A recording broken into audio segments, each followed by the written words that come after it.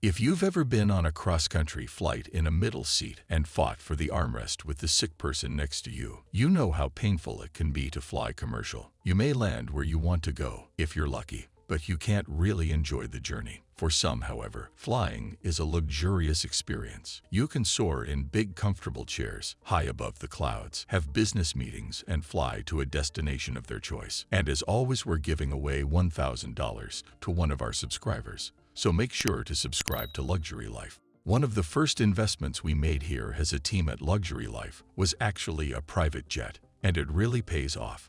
We all haven't fought over an armrest or a bag of chips in years.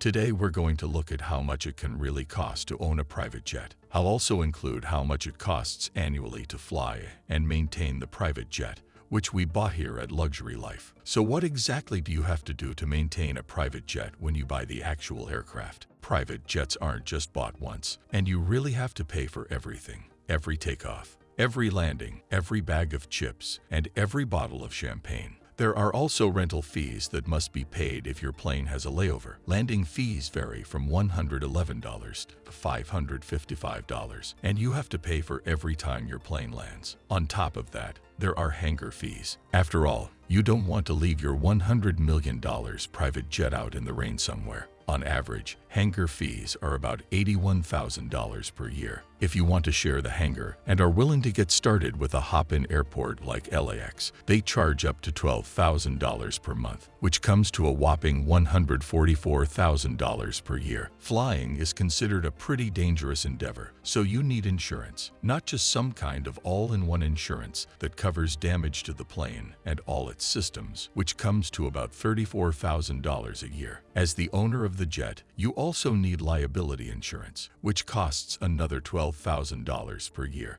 Not to mention fuel costs, which vary from aircraft to aircraft, but can cost up to $50,000 for a single fill. Our expenses are pretty much skyrocketing, as I'm sure you've noticed. But that's not all. Sure, the plane is important, but unless you're a pilot, you'll need a crew, and you'll have to spend quite a bit of money to keep them. On average, you can expect to pay about $215,000 per year for a pilot, co-pilot, and 2 flight attendants. There are also overnight fees for your crew, which include lodging, transportation, and meals. If you stay a little longer at the destination, you can also send your crew back to your home base, but that will cost them a repositioning fee. On top of that, there are all these unnecessary fees. There are a few random outliers that come with operating such a complex aircraft. If you fly from Cute back to Florida in mid-December to escape to a warmer climate, you have to pay a de-icing fee beforehand. The wheels bounce off the tarmac. If something happens to the jet, you can pay up to $69,000 for a new windshield or $6,900 for a new tire. You should keep your fingers crossed and hope you fly from one destination to another without repairs. Let's get into the nitty-gritty now. The price difference between the aircraft. The Cessna Citation XLS is the most common private jet in this world. It is a little firecracker of a jet. It has space for 8 people along with 4 crew members. Vesa is a bit outdated, but it is often upgraded and equipped with all new technologies and luxurious touches. Buying an updated Cessna can cost you around $14 million. However, if you want to buy a 10-year-old base model, it will only cost about $4 million. If you spend about 200 hours a year in the private jet to fly from Miami to Munich about 15 times, it will cost you about $869,000 to maintain the jet. That's about $12.50 per mile. If you want something nicer than an old Cessna Citation XLS, then maybe the Gulfstream 650 is for you. We at Luxury Life love this model and decided to buy one of these jets as well. This jet has a large lounge area with comfortable sofas and a large flat-screen TV that pops out of the sideboard. The sideboard also has an added bonus, a refrigerator with chilled champagne waiting for them. In our case, it's usually a nice Dom Perignon. There's also a dining room and a private cabin where the content folds out into a double bed. For being 33,000 feet above the ground, this bed feels pretty comfortable. We all have nothing but very good memories with the Gulfstream G650 so far. But of course, all the fun isn't completely free. It costs about $1.78 million a year to operate the Gulfstream, so that it flies 200 hours a year, which is about our average. Just the fuel costs a mind-boggling $1 million.